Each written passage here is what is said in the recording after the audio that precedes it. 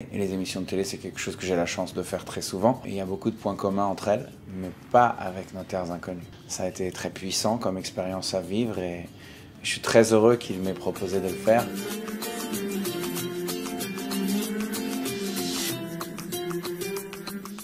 Moi, ce que je prends, c'est le téléphone dès le départ. C'est très symbolique, mais c'est vrai que c'est ce qui permet de ne pas avoir ces notifications qui sans cesse vous retirent de l'instant présent.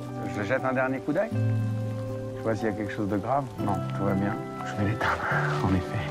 C'est difficile? Ça a été déstabilisant, déroutant pour moi parce que c'est pas seulement l'idée de ne pas avoir mon téléphone, mais c'est de savoir que j'ai pas le droit.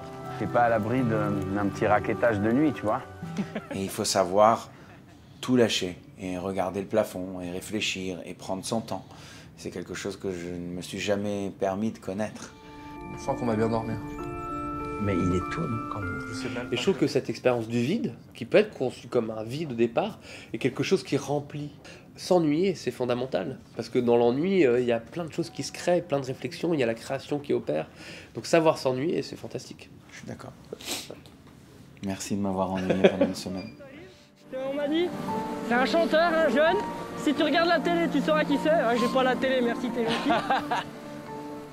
Évidemment, je connaissais Amir, je connaissais ses chansons, je connaissais son univers. Et donc, je me suis dit, tiens, j'ai une chance quand même incroyable de pouvoir vivre une semaine avec lui, à la rencontre de personnes fabuleuses, dans un contexte qui est Nos Terres Inconnues, où il y a eu plein d'instants, que ça soit de la baignade, que ça soit de l'attente, que ça soit avec des chevaux. Enfin, on va pas tout dire, mais il y a eu beaucoup de moments. Raphaël, t'es un ouf. Et puis moi j'ai vu aussi Amir changer, justement, être anxieux, taper du pied, être nerveux au début, et puis petit à petit se laisser bercer par cette nature. On filme l'apprivoisement avec la nature et aussi avec les gens. Ouais, on en parle beaucoup du lâcher prise. Alors je crois qu'on est un peu dedans là. J'ai vu leur façon de respecter leur habitat et de comprendre qu'ils ne sont rien sans une nature qui est fonctionnelle et saine autour d'eux. Et ils savent qu'ils sont pas plus importants que les animaux qui y vivent ou que les arbres qui y sont plantés. C'est une façon éco-responsable de comprendre sa place dans le monde que j'ai trouvé fascinante. Ouais. J'ai envie d'être témoin des choses qui se passent et pas de les provoquer. Tu vois. Ce qui m'a profondément moins marqué, c'est la solidarité. On est dans une zone, dans le Jura, dans les Hauts-de-Combe, où c'est des habitats isolés, où tout le monde, l'hiver, est obligé d'être solidaire, parce que sinon on ne peut pas vivre dans ces... C'est vrai. En tout cas, c'est compliqué. Même si un voisin, c'est pas forcément ton meilleur pote, s'il est en galère, tu vas aller l'aider. Et j'ai beaucoup aimé, moi, cette façon de vivre et survivre, en quelque sorte, en ayant un ordre de priorité qui n'est pas luxueux, mais qui est plus du domaine du besoin vital, quoi. Quand tu donnes, c'est un boomerang. T'envoies, et tu te le reprends derrière, là, multiplié par 10. Et ça nous a fait aussi beaucoup de bien d'avoir ce temps avec eux, de comprendre comment ces liens invisibles se tissaient et qu'ils étaient essentiels à leur survie, mais aussi à leur humanité. Et d'ailleurs, ça se ressent dans les échanges, dans la douceur, dans la bonté de ce qu'ils nous ont proposé. Et ça fait du bien et c'est très inspirant.